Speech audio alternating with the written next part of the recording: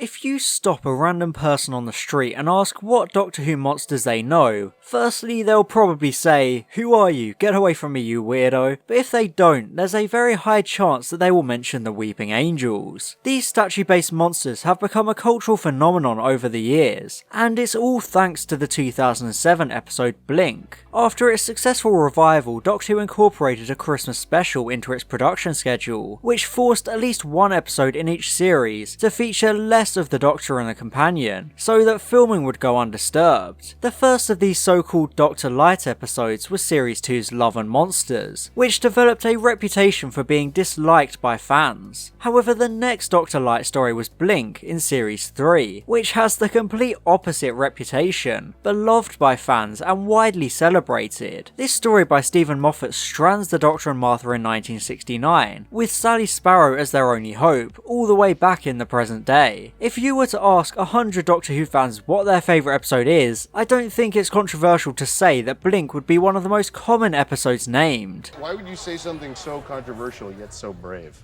According to Stephen Moffat himself, this is the episode that got him the job as Doctor Who showrunner, but does it hold up all of these years later? Your life could depend on this. Don't blink. Don't even blink. Blink and you're dead. Hey, you. You're finally awake. The opening of Blink serves as a way to immediately establish both the tone of the episode and the character of Sally. She climbs a gate to get into a spooky, abandoned house, which is kind of like that one definitely haunted house everyone has lived near at some point in their lives. Breaking into this house is a good way of setting the scene and setting Sally up as an adventurous, curious character, which makes her a lot like the typical modern Doctor Who companion. I think it's also smart that she is just there to take photos, rather than being a vandal or trespassing. She's just there for artistic purposes, which is realistic since a lot of photographers like to take these kind of photos. So it roots her in reality, and I think that helps to make the audience warm to her. The cold open is directed and scored really well, creating an air of mystery that ramps up as Sally tears more of the wallpaper off, the message becoming clearer and clearer until we see her name and the ominous warning about the Weeping Angels. I think this cold open is really strong, since it smoothly achieves its purpose of establishing the atmosphere along with the main character, the main villain, and the main setting of the episode, all in one fell swoop. It highlights the great strengths of having the cold open format, since we get all of these things established before the titles even start. After her unsettling experience in Wester Drumlin's house, Sally shows up at her friend Kathy's house. This is another establishing scene, since it introduces us to Kathy, Larry, and the mysterious message from the Doctor. The visual of the TV screens in the front room having the Doctor on all of them is really good. I feel like it creates a similar vibe to Clive in Rose or Linda from Love and Monsters. It shows the Doctor as a mysterious person people find themselves drawn into investigating and trying to solve the mystery. Even though Kathy doesn't get much screen time in this episode, I think she's established well, and you feel like she and Sally really are best friends. There's a good moment where she immediately understands Sally is freaked out by something. It's like that one friend everyone has, you can instantly tell whether they're okay or not, just by the look on their face. Their interactions feel mostly natural, and they play off each other really well. I think it's very good character work to establish Kathy and her relationship with Sally. The pair then go back to Wester Drumlins, since it's a realistic response to want to bring a friend to see the weird things you found in the haunted house you got spooked in. It's human nature to not want to face the unknown by yourself. I think the aesthetic of the house really does a lot to make it creepy, since it's derelict, reclaimed by nature, and has peeling paint and wallpaper. It truly feels abandoned and forgotten about, partly because the actual house they filmed in was a derelict house. It's during this part of the episode that we get our first proper idea of what the Weeping Angels are. Sally notices that the statue has moved since she saw it the night before. The idea of it moving seems ridiculous, but it instantly tells the audience about the main mechanic of the monster. The use of the music further establishes the angels as an intimidating presence, since each time they appear they're accompanied by a short musical leitmotif that sounds like a squeaky doorknob.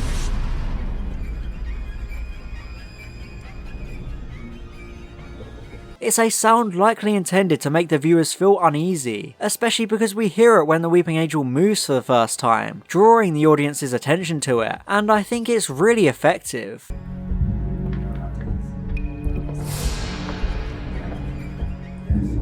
I do love how Kathy is written out of the story. A guy shows up at the house and claims he has been sent to the house to deliver a letter at this exact time, with it turning out he's been sent by Kathy herself, who vanishes after the angel comes up behind her. This scene uses parallel action by having shots of her appearing in the 1920s perfectly intercut with shots of her grandson handing Sally the letters and photos, proving it really was Kathy who sent him. I think it's some great sci-fi storytelling, playing with time travel concepts. I think it's especially chilling when you realise that Kathy was doomed the moment Sally opened the door, since that solidified the timeline and made her death inevitable. It's a chilling undertone to the scene, especially when you see how the same kind of concept was later given extensive exploration in The Angels Take Manhattan. Its usage in that episode really makes it seem like it was an intentional undertone by Moffat here. Kathy getting zapped back into the past is a good way to get Sally to interact with Kathy's brother Larry, since she asked Sally to tell him she's gone. I think it's a smart way to move the narrative along and get the two protagonists together in the same place at the same time. Larry had previously been introduced by walking naked out of the bathroom all dopey, since he didn't know Sally was there. It was a good way to show his casual, laid-back vibe, since he's a very chilled out stoner-like character with goofy charm to him. I think Sally and Larry have great chemistry together. Actors Carey Mulligan and Finley Robertson do such a good job together. They play off each other so well, and their interactions feel natural and fitting for the way they've been characterised to this point. Their meeting in the DVD shop is a nice scene with some good pieces of dialogue, making them feel like real, grounded people. The characters of this episode really do a lot to draw the viewer into the world of the episode, because it creates such a down-to-earth atmosphere. The scene in the shop also gives us an exploration of the Doctor's message from the beginning of the episode. It turns out that Larry is obsessed with a DVD Easter egg. I do appreciate that there's a short layman's explanation of what a DVD Easter egg is, because they're not exactly common knowledge, so it makes sense that Sally, the audience surrogate, wouldn't know about them. It's a good way to communicate this niche way of framing the narrative, but it doesn't feel forced or like it's treating the audience like idiots. It's a natural explanation of it. I also think it's just such an incredibly Doctor Who thing to have the Doctor as an Easter egg on 17 unrelated DVDs. It feels like something off of a creepypasta or something. This mysterious man having a one-way conversation hidden away on DVDs with no reason why. I think it's a really great touch, fitting perfectly into the show, because it feels exactly like something the Doctor would do to get a message across to someone. It also builds mystery and intrigue for the viewer, because there's the dramatic irony of us knowing who the Doctor is, but we don't know why he's there. The mystery is heightened further because Sally naturally makes a dismissive remark towards the Doctor, which is in character for her, but then the Doctor suddenly replies as if he's heard it. It feels very strange to hear, but it tells you how Sally is important to the plot, because it eventually turns out that she is actually the other side of the conversation.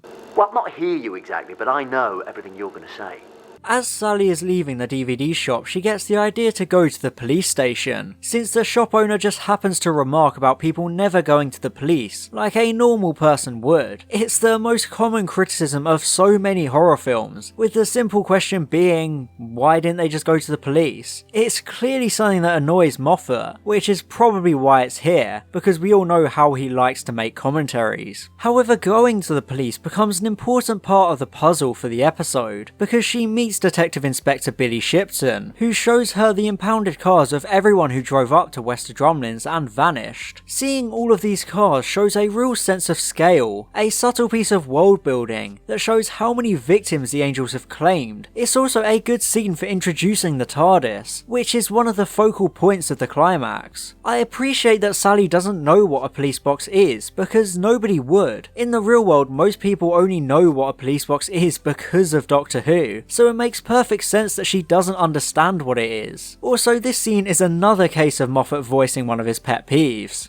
The phone is just a dummy and the windows are the wrong size. I do like Billy Shipton. He doesn't get a huge amount of time in the episode, but I feel like he's established very efficiently as a charming, charismatic young detective. You warm to him instantly, although I can see how his persistence in trying to take Sally out could be viewed as problematic or uncomfortable by a more modern audience. They have good chemistry though, with Sally even tripping over her words and accidentally calling herself Sally Shipton before running off all embarrassed about it. It comes comes across as really genuine and natural, feeling like a very real moment, and we can all relate to these kinds of scenes. It feels like the beginnings of a love plotline, but then it's snatched away almost instantly, as Billy is taken by the Weeping Angels, who swoop in to take the TARDIS. Much like Kathy earlier, Billy being taken serves as a way of communicating the mechanics of the Angels, showing how you can't blink, since the camera slowly zooms in as Billy blinks. It's another good way to show how these silent monsters operate, since they can't talk, so it has to be shown, not told.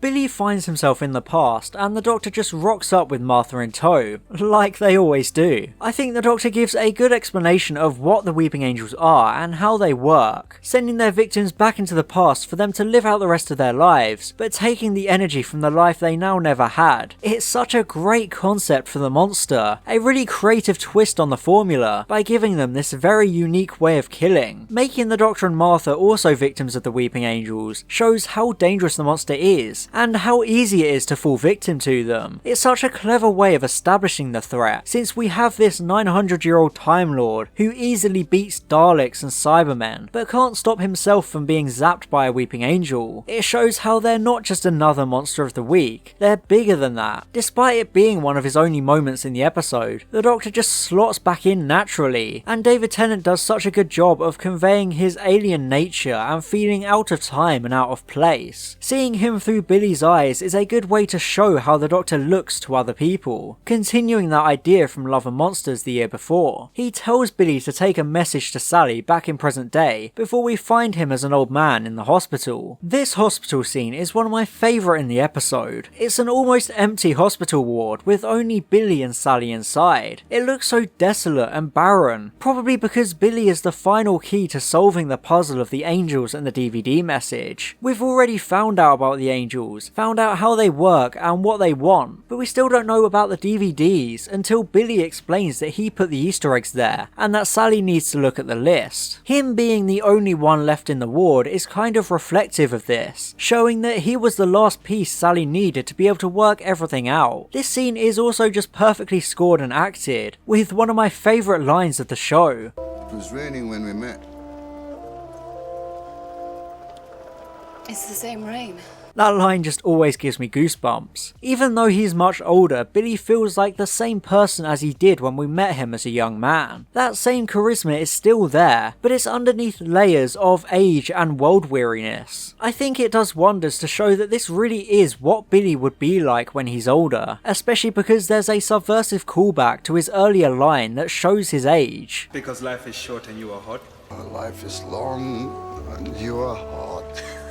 He realistically reflects on his life, since he knows he's on his deathbed. It feels so real and grounded, giving it a really emotional twinge before simply panning to Sally at the window and Billy long gone. It's played quite low key, but I think that does a lot to help it feel real and weighty, without making a big song and dance of him passing away. Now that she knows the message on the DVDs was for her, Sally and Larry converge on Wester Drumlins. It very much feels like the logical and natural progression of the episode, which is also the case of every other scene in the episode. Every single thing in this story feels very meticulously planned out, with each and every interaction progressing the story along in a smooth yet important way. Everywhere Sally goes and everything she does leads her along this breadcrumb trail, piecing the mystery together. Much like how you have to follow clues to find a DVD Easter egg. We learn something new and important each time she goes somewhere, so nothing is wasted, and everything plays out very logically. It all builds to the climax at Wester Drumlins, with everything falling into place. It's an incredibly well written and cleverly paced episode, and I feel like this aspect of everything piecing the puzzle together slowly is largely underappreciated, because of everything else this episode excels at. I think this writing is also used to slowly build up the Angels and drive their mechanics home for the audience. When Sally takes the TARDIS key, she walks past one of the Angels and it changes position, accompanied by that squeaky doorknob line leitmotif I mentioned earlier. The angels then keep moving in this scene, ultimately returning to normal as Sally stands back up and takes the key, although she almost gets zapped by one. It's a great scene that has good tension and cinematography, but it's crucial because it cements that the angels move when people aren't looking, long before the Doctor says so. It's furthered in the graveyard and the police station, showing that Sally is being followed everywhere by the angels. In the police station, she's looking at them, she blinks, and they're gone, just like that, once again showing the viewer the mechanics rather than telling them outright. It works so well because there's the subliminal idea of blinking planted by the very first shot of the Doctor's message when Sally enters Kathy's house at the start. We were told there in isolation that blinking is bad, with the previous scene bringing blinking up once again, so when Sally blinks and the angels move, your mind instantly relates them to one another and you understand the main rule. It also probably helps that the episode itself is called Blink. Once our characters work out that Sally is the other side of the transcript, Sally starts to talk to the Doctor, despite him being all the way back in 1969. I think that it creates a surreal feeling, because the person in the past knows exactly what the person in the future will say, rather than the other way round. It's a smart way of playing around with time travel concepts, especially because the Doctor has a full transcript of the conversation, as it's still being written. It's very timey-wimey. It's definitely a style of science fiction that Moffat enjoys writing, although he would take it too far sometimes once he became showrunner. However, here it's fresh and creative, serving as good narrative framing and being a smart way to use the Doctor-like format. The Doctor's explanation of exactly how the angels work is gratifying for the viewer, because we were given all of the pieces throughout to work it out for ourselves. It works as both a way to gratify the audience, whilst also making it crystal clear and obvious for anyone who still needed the explanation. It especially works within universe because Sally and Larry didn't have all of the same clues as us, since as the viewer we have what's called an omniscient eye, allowing us to see things the protagonists don't, such as the contextual clues of Billy's interaction with the Doctor, among other things. It also works as a way to explain the angels' motives and their obsession with the TARDIS. They can't talk, so we can't get the usual grand villain's plan monologue. Instead, the Doctor explains the stakes and motivations, successfully building to the climax by setting the Weeping Angels up. The blue box, it's my time machine. There is a world of time energy in there. They could feast on forever, but the damage they could do could switch off the sun. I think the climax of the episode is very tense, with the angels finally attacking Sally and Larry, now that we know exactly how the monster works. We know what our protagonists need to do to try and survive, so it all becomes very basic survival. Larry has to stare at the angel with that same slow zoom that we saw when Billy was taken. I feel like it all creates a very intense atmosphere, with a great sense of desperation, as he's trapped and can't blink or look away. Imagine having to do that, being backed against a wall and you can't even blink. Imagine the strain and pressure that would put you under, especially because blinking is a natural function, you can't fight for long, and the more you try to not do it, the more likely you'll do it. Just like how you're breathing, and now that I've mentioned it, you're breathing manually. Now imagine that, but your life is on the line. This scene is acted so well as a result, with the music and directing really communicating that sense of panic and making your heart race. I think it very effectively injects the thrill and the horror exactly when and where it needed to be. However, this basic survival is then turned on its head when Sally and Larry get to the TARDIS underneath the house. We think we know the game, which Sally herself says. Okay, boys.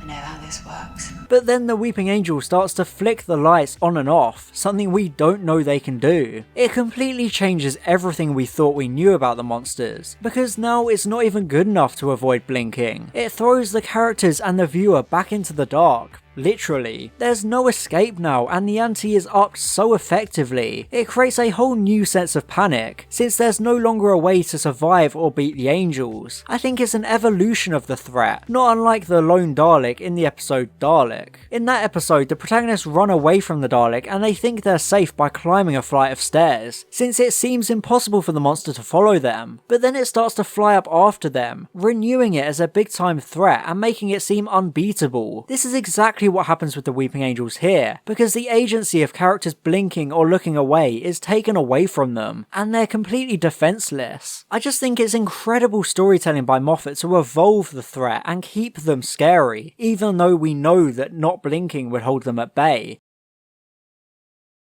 Despite the Angels closing in and our protagonist being seemingly doomed, they still manage to get into the safety of the TARDIS. I like that they barely even get time to take it all in because they're going from one piece of otherworldly chaos to another. It then turns out that the DVDs become the literal key to saving the day, as we find out that using the disc will send the TARDIS back to the Doctor. I think it's a smart way to resolve the danger, because the solution was there all along, rather than being a Deus Ex Machina that shows up out of nowhere at the end. It's quite similar to the nanogenes in The Empty Child and The Doctor Dances, where they constantly show up throughout the story, becoming the solution at the end, having been seeded all along. The TARDIS disappearing around Sally and Larry creates some good last minute panic, but I like the revelation of it being a trick by the Doctor to trap the Angels forever, forcing them to look at each other so they can never move again. It's a very clever way to beat these seemingly unbeatable monsters, using their biggest strength against them, and it's also very in character for the Doctor to have thought of this. That's why they cover their eyes.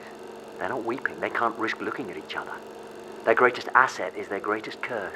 The epilogue to Blink is such a good way to end the episode. We find out that Sally and Larry are now running the DVD shop together, but they're totally not into each other. I think it's really in character for Sally to not let go of the episode's events, because there's still the mystery of how the Doctor got the transcript in the first place. It makes sense for her, because the beginning shows us how curious she is. Then there's the good payoff of her finally coming across the Doctor outside the shop, after seeing him so much on the DVDs. I like how he just appears and then leaves in the blink of an eye. It only makes sense, since it's a Doctor Light story and we're following the experience of one of the many faces he dashes past in his adventures. Much like Love and Monsters, it gives us a nice grounded view of the Doctor Who world from a normal person's perspective. The Doctor is just there and then they're gone. I think this ending scene does a really good job of showing that. It's just such a wonderful ending to the episode, especially because the shop is revealed to be called Sparrow and Nightingale, in tribute to Kathy, who suggested the name for her and Sally right at the beginning.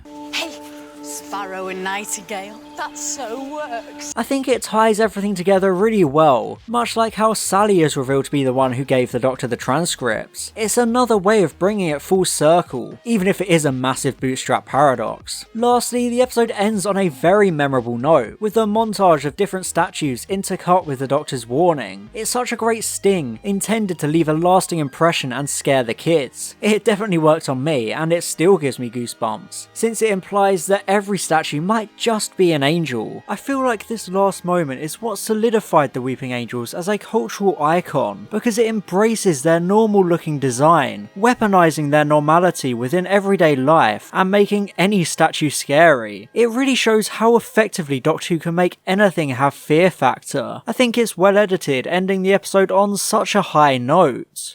And that's it, I'm afraid. So, as I said at the start, if you ask 100 fans of Doctor Who what their favourite story is, an overwhelming majority of them will have Blink in at least their top 5, and I absolutely think it's deserved. There's no denying it's overrated by the fanbase, but it is honestly an incredible episode. Stephen Moffat is at his best here, playing with interesting science fiction concepts, and creating a very unique monster with memorable mechanics that leave a lasting impression, and it fires up the audience's imagination at all of the possibilities. Moffat's often frustrating poetic writing does show up, especially with this borderline cringe-inducing line. What's good about sad? It's happy for deep people. I have a love-hate relationship with this kind of writing, and it became a very annoying Moffatism when he became showrunner, but I don't think it has a negative effect on Blink. I will admit though that Blink does lose some of its impact upon rewatching. The horror begins to wear off, but in its place I feel like you start to notice new details and narrative beats, which give you an entirely new experience. Everything about this episode is so finely and meticulously crafted. From the pacing to the character work, it draws you into the world so effectively, and shines with the Doctor Light format, allowing it to tell a very different type of story. It's no surprise it won the awards it did, with Carey Mulligan in particular getting an award for perfectly bringing Sally Sparrow to life, with her charismatic, grounded and melancholic portrayal. Sally is probably the best female character created by Moffat, to the extent that even now fans still talk about how much they wish she could have been a companion. Blink absolutely deserves an S rank on the Series 3 tier tier list. It's right to have the beloved reputation it has garnered over the years, because there's so much going on, and it's a masterfully made piece of science fiction. Even when the horror wears off after rewatches, the episode remains a thrilling journey that keeps you gripped, and it flies by thanks to its natural dialogue and a mystery that develops piece by piece, keeping the audience following along and gratifying them at the right moments. I may hate what happened to the Weeping Angels after this, but there is simply no denying that Blink is one of the absolute greatest episodes of Doctor Who. And I'd like to give a special thank you to my gold level patrons, Steph McNever Miller and Mark Hippold Guy Taylor. Thank you a lot for your support.